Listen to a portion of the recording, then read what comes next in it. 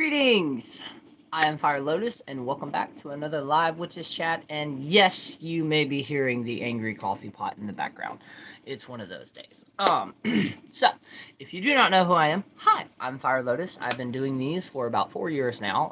I started out on Facebook Live, and then I transitioned over this year to this live.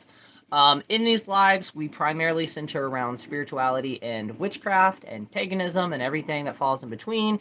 The only thing we don't really bring up is politics and or world events revolving religion and stuff like that. Um, and depending on how the conversation goes and the comments go is depending on where this will all go.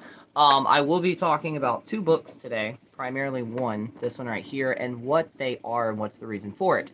And how you can incorporate them into your practice, because it is a really, really powerful thing that you can do. You can also incorporate these into mojo bags, and then I'm also going to be talking about the honey jar that I have, and the reason is slightly different than what most people would be considering a honey jar. Hello! So for the people that did not know, because I came up with the idea for the community candle for February, but I'm also doing the honey jar, or what I like to call the manifestation jar. Now with this, and how I do it, and the reason that depending on, hello, the way that I slightly differ it from, because depending on the platform that I'm using, if I say honey jar, I'll get a lot of shit for that, because a lot of people believe that that's part of a closed practice when it is not. With that being said, the point of a honey jar is to sweeten a situation. It is not to like get rich fast or anything like that. But the reason mine are called sweetening jars, honey jars, and or manifestation jars is because when everybody comes in, or when you message me about it, I'll get your full name and then your birthday. Okay, so that right there in itself gets turned into a custom sigil, right? So then I'll need a brief description of what needs to be turned into a petition. And I have my own way of doing that, but basically a very, very short definition of what you want to manifest and or sweeten into your life, whether that's to get the right promotion, whether that's to get the promotion to be able to manifest your new car, or manifest a new place. And that is the reason I say, depending on the videos I make, it's either a honey jar and a manifestation jar. The base of it is a honey jar, right? This is where I change that, because I will make custom runes and or custom sigils that the entire point of that is to draw it in. Now, once it is created by adding honey, herbs, all the petitions, glitter, multiple other things. Normally, I'll use Grand Rising. Normally, I will use either green rice for like prosperity and good luck. I just recently created gold rice, which is for celebrations. Anything you can incorporate gold into, you can do that with magic. And then I also have the orange rice for eliminations of blockages and or like a road opener. I also use a blend of about 6 custom oils that I get from the Art of Root, amazing oil company. I love all the oils that they produce. They also produce way more than just oils, but I'm obsessed with their oils. And it is a hoodoo run company, and or Southern Conjure company, but the way that they fasten their oils is it can actually be added to other oils to build like a master oil, if you will. One of those oils that I use is High John the Conquering Root. It is an amazing oil. So after that, and the reason I love working with honey is because this is also what and how mojo bags work. LOL, I want to sweeten myself up if I choose a honey jar. That could be, you could totally do it that way too. I've made, because my honey jars, they're priced differently because I have tiny ones and then I have bigger ones. The oil place is Art of Roots. I want to work on manifestation, but I need to bring my energy back to health. Would a manifestation jar help me grow, or should I wait until I'm stronger? It can definitely help you grow. That part, that comes to, and I'm glad, see, this is the reason I love going live. That goes into, and I tell everybody this, and this is with all magic, but that goes into the footwork on that. Of course. And what I mean by that is, okay, so say I put you into the manifestation jar. So once that manifestation jar is going, it's on you to do the footwork of to make sure you're resting, to make sure you're grounding, to make sure you're centering, to make sure on your end that you're also opening those doors or opening those windows for that manifestation energy to come through. So yes, 100% it can. And the reason I love honey jars or mojo bags is because you are creating almost like an egregore in itself, because this jar is going to constantly be fed. The way that I do them is they're normally either created on a new moon and or a full moon, and the reason that is this particular special one is going to be on the first new moon of the entire year. It's also going to fall on Imbolc. So what I do after that is, after it's actually created and I have a altar for them, I have about 10 to 15 of them total. I basically will feed it throughout the year on every new moon, full moon, or any other celestial event like an eclipse or a comet or anything like that that I can pull from. I will feed it. Well, you're probably asking me, well, how do you feed it? So traditionally, from what I've seen, a lot of people, especially if they actually sell them and like meld them out, they will actually create a custom herb blend that they will dress candles with, and basically every month, or depending on when it's designed to feed it, you'll burn the candle on top of it. I do the same thing, and or I will either burn a candle on top of it, or I will actually feed it. Feed it how? By adding sweet things, whether that's hard candy, whether that is more sugar, or I mean more honey and or sugar and or sweetener and or maple syrup. Anything sweet, you can also feed it by adding oils and or herbs to it. Now with this, I'm not just saying open it up, pour honey in it. You've got to connect with that, and you've also got to push energy into it. Thus, it's almost like this bad baby right here. From you. Yes, I'm currently doing one for the community right now. It's $5 per partition. The only thing is I'm not mailing them out. So the one that I'm talking about right now, I do custom ones for individuals, but I still don't mail them out. They'll stay on my altar. But the one that I'm doing now for the community, it's you message me depending on how and what your socials are. You can either message me on my Facebook page and or my Instagram, or you can email me. Just have it titled Honey Jar. This is running until January the 31st, and then that will be the close-off date at 12 o'clock Eastern Standard Time, p.m. in the afternoon. And then once I have everybody added to the list, that's when I start producing it, and then I'll also make a video. I'll make a video on here as well displaying it and showing you the other ones that I've also created, because I've created things for relationships, jobs. Again, not to get rich. They don't really work that way, but they do have a huge impact. Just know that you have to do the footwork on your end, but also just know, and I also love it because it's almost like a security blanket, as knowing that no matter what happens throughout the year, you're still going to have energy come through and come through. Hopefully sometime later on this year, depending on how the economy works, I may be able to get to the point where I can mail things out. I'm just lacking a lot of the actual technology that I'll need, thermal printer, computer, all this other stuff that I'm slowly manifesting and slowly working towards. But the smallest ones that I have are about that big. The biggest one that I have is about that tall and about that wide, which is normally the community honey jars go into.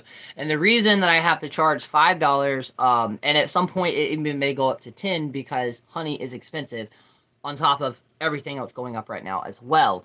But yeah, you'll get a custom sigil, and then that will be added to it. And then, like I said, and we are having a lot of celestial things this year. Like in November, we're going to have a blood moon, November the 7th and the 8th, which is basically just a full moon. Yeah, it's a full moon, but it's also a lunar eclipse. And contrary to what a lot of other people say, a lot of people will tell you that working with eclipse energy is very chaotic. And yes, it is. It's extremely chaotic, but it can be extremely powerful, because these are once in a lifetime, once in a generational. They're not really supposed to be happening like we had, like, I think in 2020 or 2019, where we were having constant eclipses one after the other. But see, that's just it. I work with chaotic energy because I myself am that person that I love organized chaos. That's just kind of how I work. For the longest time, I used to call myself a chaos witch. I am not a chaos witch by definition of a chaos witch, but in general, that's how I do. And I've gotten responses from the very first manifestation jar of things manifesting that either a person forgot, they didn't understand how it happened. So many amazing things have happened from these. And it's also, they also did footwork on the other end. What do I mean by footwork? Making sure that at any point in time, if it's revolving what you're trying to manifest that has went into this honey jar, make sure that you're always opening that window or making sure that door is always open for the possibility for it to manifest you. And see, that's how magic works. When we do magic, and the reason that I tell people you cannot put magic on a timeline, it doesn't work that way. But the reason we say you need to do footwork is because if you're doing, say, a job spell like we talked about yesterday for your customers, after you do that, you need to advertise. You need to talk. Word of mouth. You need to pop it into somebody's head. Oh, wait, I'll make a mental note. That's a good person to go read. Just like with a business opportunity. If you have business cards, this is for anybody who sees this. If you have business cards, get powdered sugar and cinnamon and mix them together. You can also use granulated sugar. Powdered sugar works slightly better. But what you're going to do is lay out all of your business cards, right? And you're going to sprinkle this mixture all on them and let them sit there for about 5 minutes, okay? And then you basically just pick them up and dump them off, make sure it gets it off. For one, it's going to leave that little scent, but when you hand them out, it's going to have the sweetening properties of that powdered sugar, and then it has the prosperity and protection of cinnamon. This is an amazing trick also with that. If you go for a business opportunity or if you go for a job interview, true enough, we are in COVID right now, but before, when you could shake somebody's hand, you're going to use your dominant hand, this one being my dominant hand, and when you shake their hand, you're going to implant the thought that you were the perfect employee. You were the right person for this job. These are tricks that you can use to help manifest what you want in your life that people don't think about. The Sweetening Jar Book, actually, no, I have it right here. Here we go. Oh. This book right here. It is Hoodoo, Honey, and Sugar Spells, Sweet Love Magic in the Conjure Tradition by Deacon Millet. Now, for one, this book blew my mind, and I'm about to read one of the suggestions and one of the reasons that this stuff is not closed, historically speaking.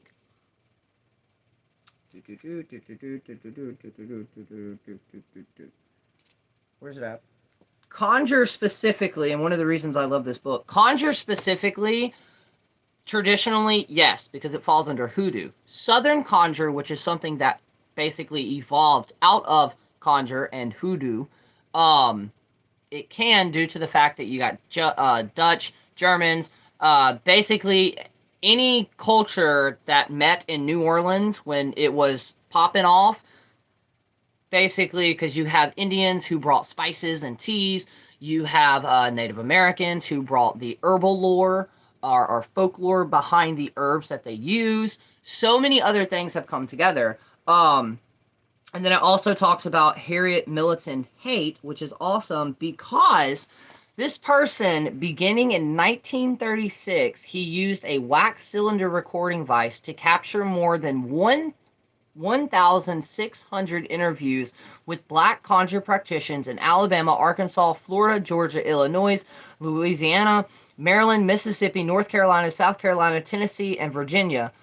4-year project resulting in close to 5,000 pages of detailed spells and tricks being preserved for future study. And that book, in addition to this massive work, Harriet's earlier folklore from Adams County, Illinois, covered many different cultures in one location.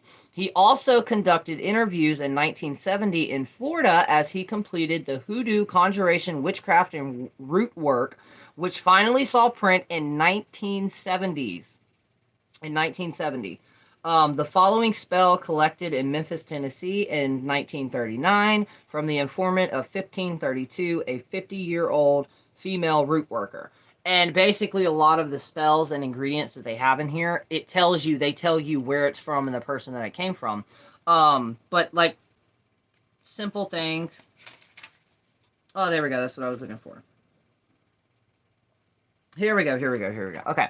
Hoodoo, Conjure, and Root Work. Hoodoo, also called Conjure or Root Work, is an African-American folk magic tradition born in the accumulation of American slavery where ancient African magic met and merged with polytheist Christianity, Native American herbal lore, and a dash of European customs.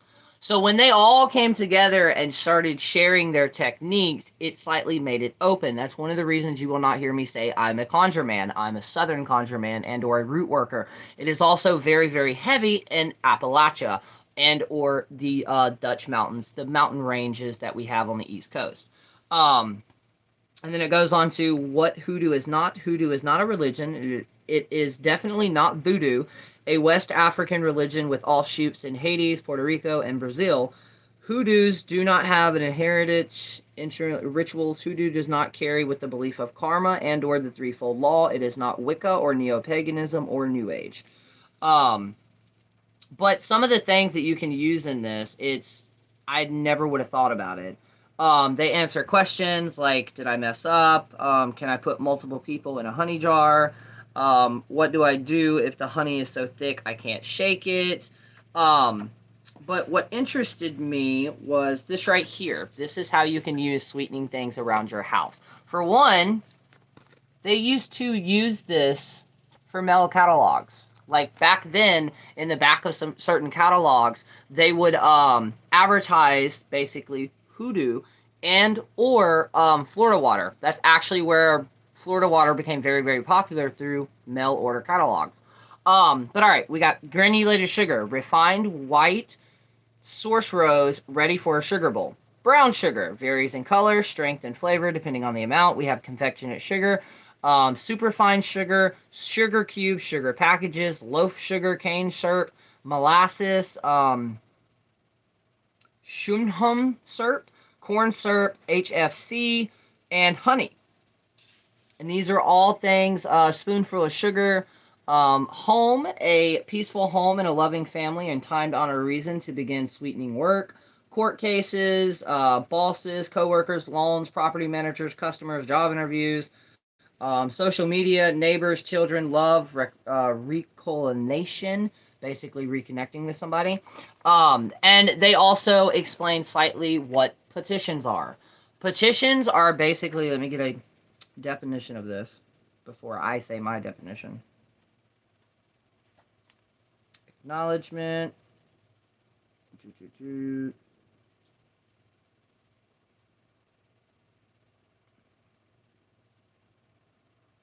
Oh my god.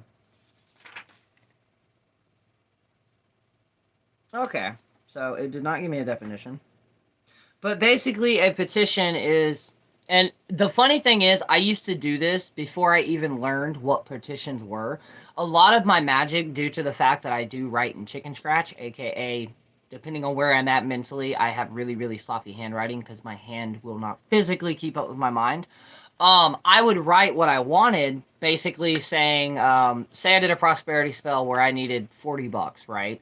So I would write, for one, this is important. Also, when you're doing your own magic, write as in if you're manifesting or trying to bring something to you, write it down as in you already have it.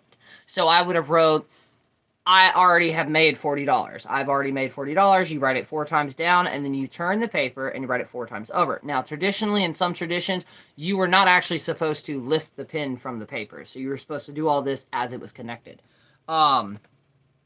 But I love this book because, for one, it shows all different types of actual, like, petition work from all over the world. And some of this is just gorgeous. Where's one that's like really detailed? Here we go. What is a petition? Words of power. Formulating a consistence of pity petitions requires artistry. My personal authentic. No, that's not what it is. You have not obtained a copy or ape my style, but basically, different ways. You're writing your intention down over and over again. Now, it also depends on if you're trying to banish something when... So, they traditionally use brown paper or brown paper. This is on the back of a McDonald's bag. But basically, so, for one, you're not going to have it straight. So, you're going to rip it, but here's the key. If you're bringing something towards you, you're going to rip it towards you. If you're banishing something, you're going to rip it away from you.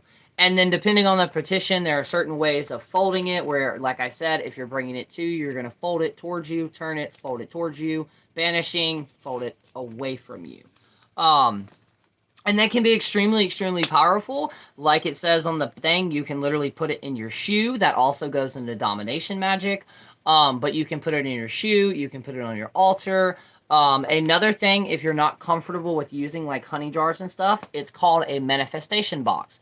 Very, very simple, very, very easy. You can use color correspondence. I originally learned how to do this with the color gold. I'm also obsessed with gold. Like literally the color gold I'm obsessed with. But anyways, with the manifestation box, you were literally going to get a normal box. It can literally be a cardboard box, right? So on the inside of these, you're going to either A, make up your own custom sigils, and or B, use sigils that you already have or you have found. I know a lot of people are against that, and I'm against some. It just depends on the source of where it's coming from. But the entire point of these and the symbols you're going to put in here is to attract and draw. Now, with that being stated, this is where it gets fun, and your kids, if you do have kids, they can also get on it as well. So, you're going to, and note with this, because Christmas is not coming up, but any holiday section, go to Dollar Tree. And the reason I'm saying this is because I actually got two one of the last times I went that I used for a manifestation jar, and the other has my snake skins in it. They have the little pre-made gift boxes with like gold. Stock up on some of those. But basically what you're going to do is then after you have everything in here, you can also add crystals that attract pyrite, citrine, calcite, my personal favorite, lavenderite, because it is a manifestation crystal. You're going to put them in here, right? Then this is where it gets fun. Find physical objects. It can be toys, it can be knickknacks, it can be ripped out of a magazine of things that you want to manifest over the entire year. So if you want to manifest a new home, put a little tiny house in there, which is where I said the kids can come in at because their imaginations are all over the place, right? So what you're going to do is you're going to put all the physical objects in there, and then you're going to seal it with a gold, if you have gold, seal it with a ribbon. Wrap it up, and then put it in the top of your closet. Every new moon and full moon, depending on how you work with that, you're going to pull it out, and you can burn an incense, you could burn sage, you basically create your own little ritual for it, and that's you feeding it, that's you giving it energy, and then every single time you get something that actually did manifest, you take it out of the box. So it's a really, really cool but simple way of doing it, and especially if you're in the broom closet, it's perfect because... Okay, so say you are in the broom closet and you want to make these, right? Arts and Craft Edition. You're going to write all your symbols in there and then get some type of paint that you associate with manifestation and pulling in. And then you're going to paint over all the sigils and runes. They're still going to be there. They're just going to be invisible. And then if somebody asks, you're making a memorial box. A memorial box. There we go. Boom. You're doing witchcraft right in somebody's safe without them even realizing it. Also, speaking of that, because I've gotten a lot of questions about books and stuff like that, I hate doing this, but I've also had to do it before. No, I didn't, because I didn't have a phone back then. If you were in the closet, instead of going out and buying witchy books, download them. Download books. Find Audible or any other website. There are multiple ones out there that have free PDF copies, and I know a lot of people are against that because the authors themselves from the books aren't really getting money. But at the same time, you have to do what you have to do to survive. With that being said, somebody came to me yesterday, and a lot of people, especially on certain apps, hate the mention of this, but I personally love it. And at one point in time, I will post it on here. I should be able to find it. Pinterest for spell ideas, as in look on Pinterest to find to inspiration of a spell. You don't have to copy it. But most importantly, for tarot spreads, if you are looking for a tarot spread, try Pinterest. When I first started doing these lives, for an entire month, I would pick a random tarot spread to add to a Pinterest board that I would share with everybody. They have great shadow ones, they have love ones, friendship ones, literally you can find probably anyone. They're great for that. Pinterest in itself, since we're talking about hiding things, kind of practicing in the closet, you can create a Pinterest board to use as a manifestation board. But remember, with manifestation, it has to be realistic. Remember that. With all of your spell work, it has to be realistic. Don't limit yourself, but at the same time, what are the odds of $1,000 falling out of the sky? See what I mean?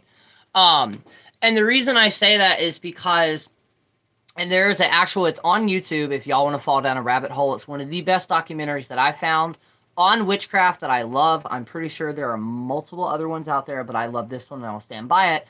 National Geographic did one, I think it was a taboo episode, and it was called Witchcraft.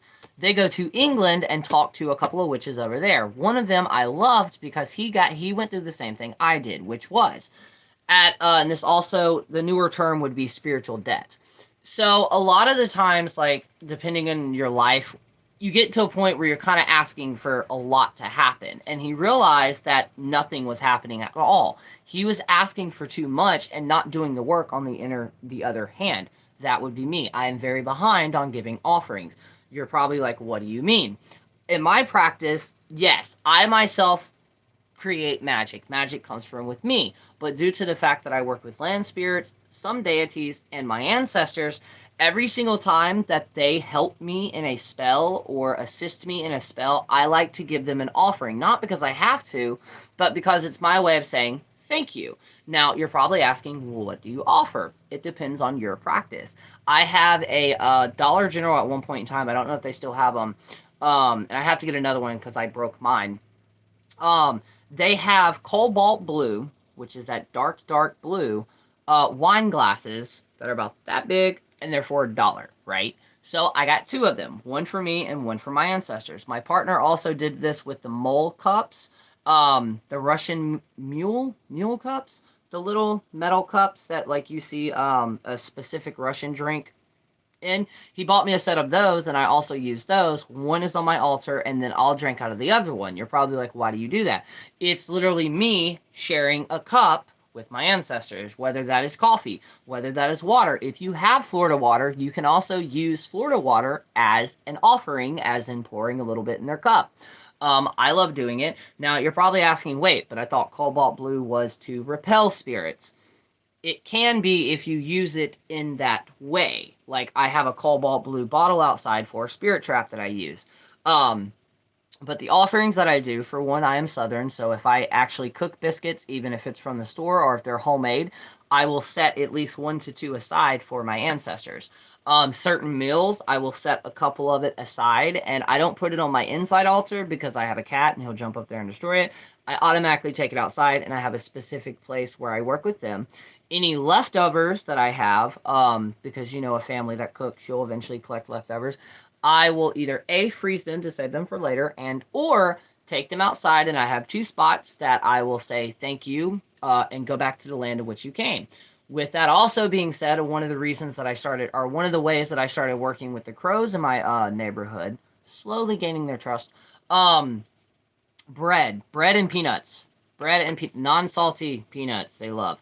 I don't know if it's really healthy for them to eat bread, but at least if I know that I threw bread out there, the birds will eat it. And I incorporate animals and birds and everything else on the land as everything is working together. What do I mean by this? I actually think I posted it on here and I made a TikTok. I offered some wine, some red wine that we had left over, and I have this little metal, not metal, one of the clay pots things that you get from, like, the planters where the water drains out in it. I have that outside on top of a cinder block next to my tree.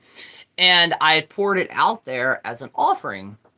Right after that, about 5 or 10 minutes later, I look down and it's swarming with yellow jackets. And they're getting drunk, but they're also drinking it. That was my way and my practice of saying, okay, that offering is accepted.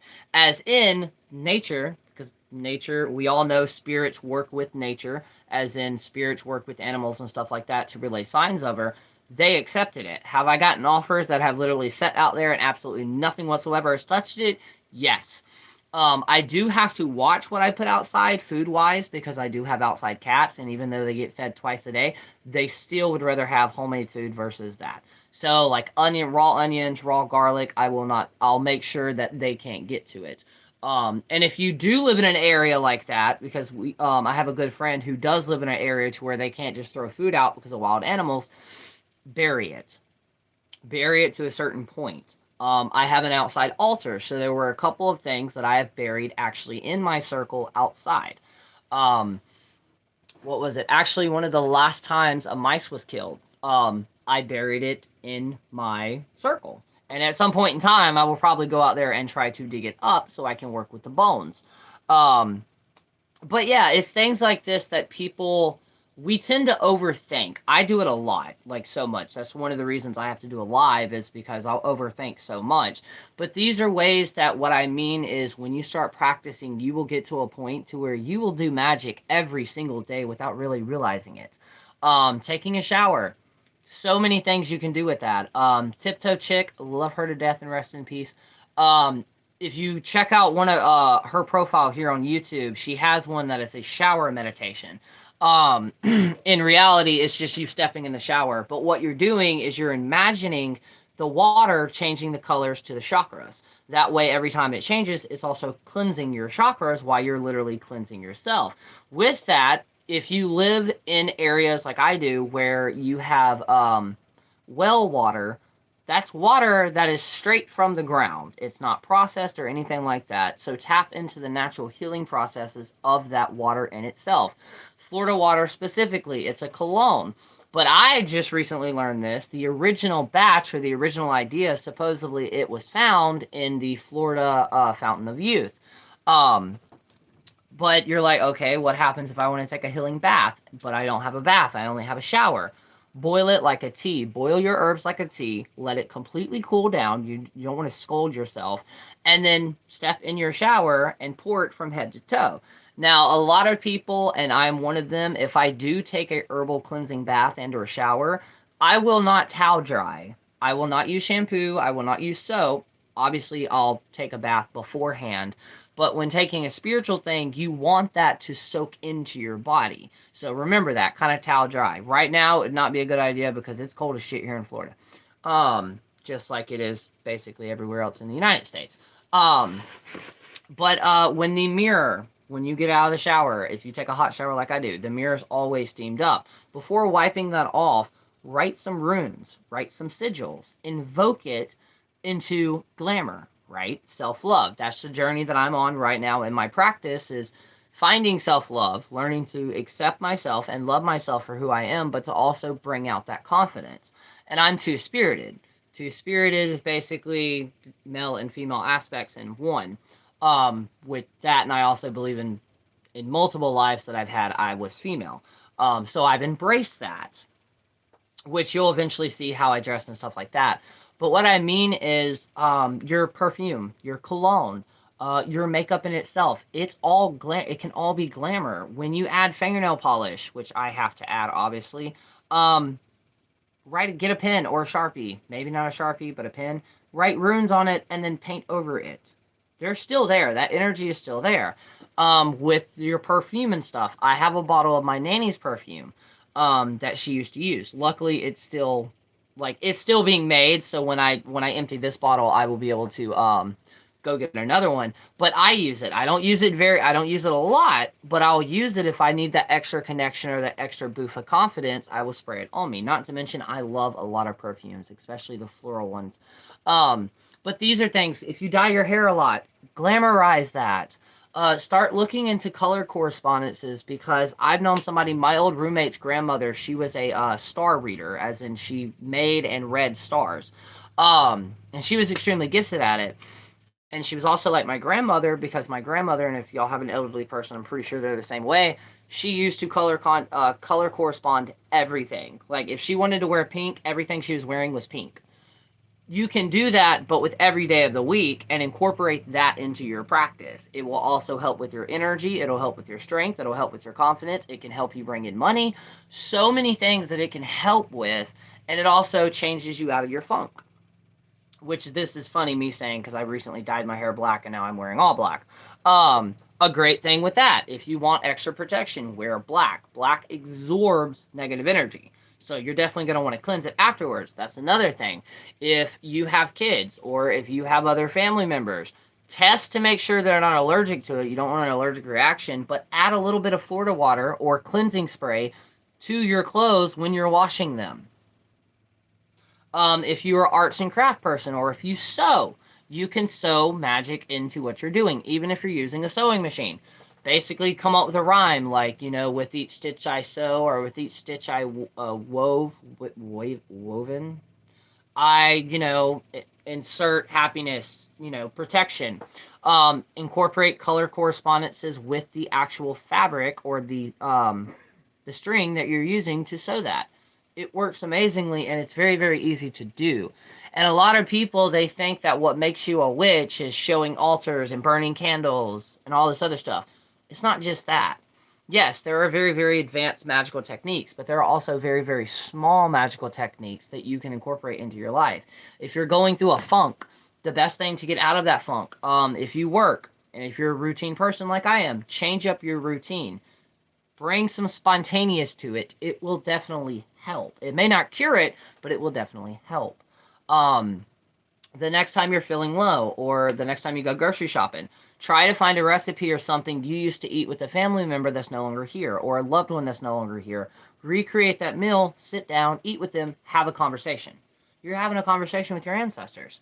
And it's things like this that people don't understand. And like, you may actually physically feel them show up. You may not. That's okay. They are still there, and they will appreciate it so, so much. And these are small things that you can do that make your life magical. When you're stirring your coffee or tea in the morning time, remember, clockwise, you're manifesting, counterclockwise, you're banishing. Same thing with pentagrams. Same thing. These are simple techniques to do. Even if, especially because, a lot of the more, perfumes and colognes and body washes and shampoo, they've kind of gotten more natural. So they have natural essences of different ingredients, right? Incorporate that. Hold that bottle in your hand and enhance the properties of the essential oils or essential extracts that they've used in that property. Like me, if you have natural oily hair, I have natural oily hair and natural oily skin. I used to hate it. I used to hate dyeing my hair black because it shows up a lot. I learned 2 easy tricks that you can do, and if you don't have a blender for this one, you can use a mortar and pestle. So for one, rosemary. The reason I love rosemary is because, and you can do this in a simple wash, rosemary, boil some rosemary. Fresh, great, dried, doesn't really matter. They both work. Soak that. Basically, you were going to make rosemary tea, right? You're going to soak that for about 10, 15, 20 minutes. Make sure you bring it to a boil and then cut it off and just let it soak, right? Strain out the, please do not forget to strain this, because the first time I did this, I did not, and I was picking rosemary pieces out of my hair. But what you're going to do is you're going to either pour a little bit, after it's cooled off, pour a little bit in your hair, and rub it in there and let it sit for about 10, 15 minutes, and then wash it out and or just let it dry. You're asking me, well, what the fuck does this do? Rosemary, when it's applied to our scalp and even our skin, it actually can help balance out the oil receptors in hair. So there's a beauty technique, plus look into the correspondences of rosemary in it itself. And you can do this with a lot of other things, but the cool thing about, if you have like big pores like I do and they get greasy and oily a lot, here's something that's really, really cool. Get oatmeal. If you're allergic to it, just disregard what I'm saying. Get oatmeal, uncooked oatmeal, and if you have a blender, pour it in the blender and turn that bitch on with no water, right? The rest of that you can either make into pudding, I don't know, do something with. What you're looking for, though, as the very, very top of the blender, there's going to be this white powder that forms on top of it. Collect that white powder, and you can literally apply it to your face, and you can see it absorb the oil, and it won't clog your pores. Now, if you have a mortar and pestle that you have not crushed up anything poisonous, you're going to do the same thing and collect it from the top. That fine, fine powder, put it into a little bit of container with a little bitty brush, and boom, you can touch yourself up. And it's completely natural, and it works tremendously. Another really, really great plant to look into is calendrial. I may have said that wrong, but calendrial flower. It's a yellow flower.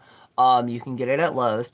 The reason I love this flower is because when this flower is extracted and or seeped in a tea and an oil or made into like an ointment, it actually helps speed up the natural healing process of our own skin.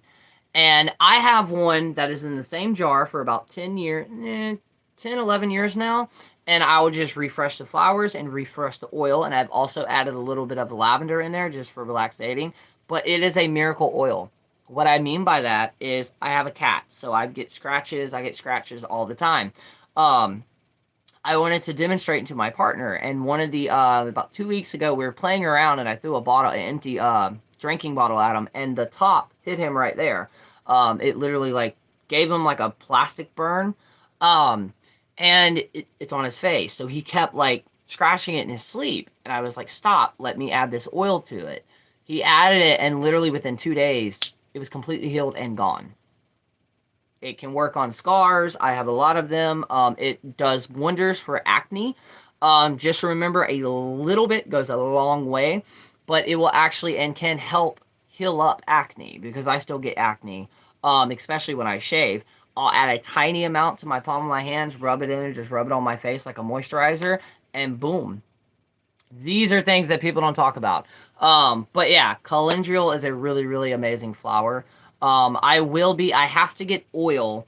I've got to get carrying oil, but as soon as I get some carrying oil, since I've got all these new things, these herbs and stuff, I will be making recipes and videos on how to make your own personal magic oils.